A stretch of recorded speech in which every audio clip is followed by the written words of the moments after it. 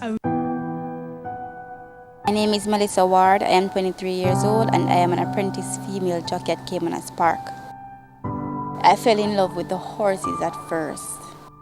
My father brought me to the track to visit a couple of his friends. Saw a groom and asked him if I could touch his horse, and he said yes.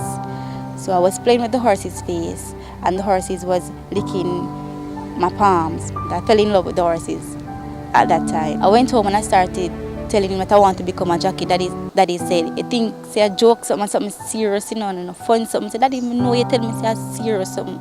A lot of people saying, she's not supposed to be over here. She's supposed to be working in an office or something. Over here says not for you. You're a lot of critics.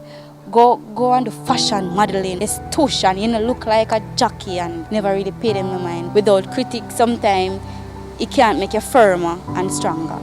So sometimes it's good because you want to prove them wrong. To me, it's a college. So you have to just go through the process. As an exercise rider, they look down on me. But when I started to ride in the races, some people changed their mind. Or they say, okay then, so Shia, come on.